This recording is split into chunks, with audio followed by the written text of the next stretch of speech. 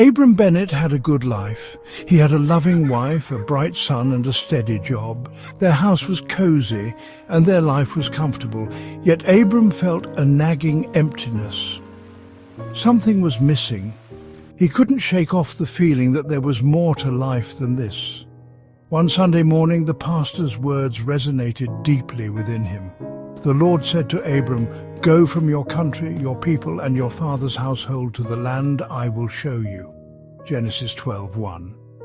A spark ignited in Abram's soul. Could this be his calling too?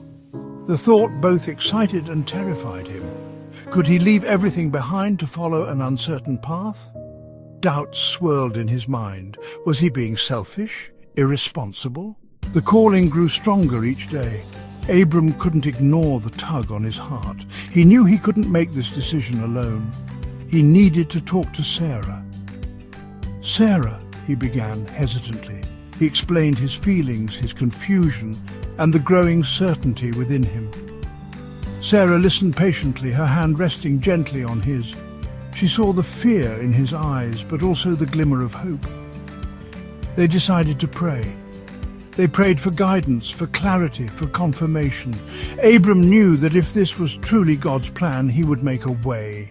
A few days later, Abram received a call from his old friend, Lot. Lot was moving to a small town in Montana. The community there needed a carpenter and a schoolteacher. It felt like a sign. Could this be the answer to their prayers? They discussed it at length, weighing the pros and cons. It wouldn't be easy. They would be leaving behind their comfort and familiarity. But they would also be embracing the unknown, stepping out in faith. With trembling hands, Abram quit his job.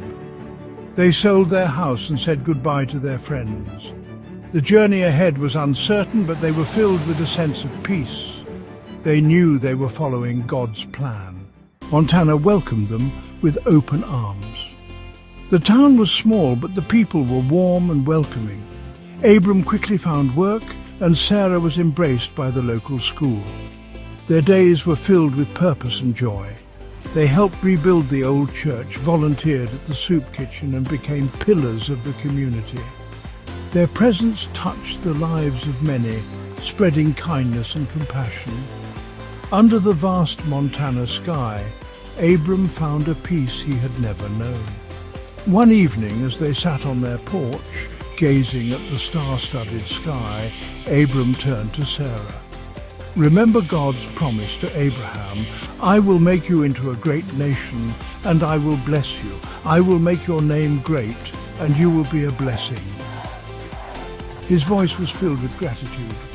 "I think we found our blessing, Sarah." They had taken a leap of faith and discovered a life more fulfilling than they could have imagined. Their journey had just begun.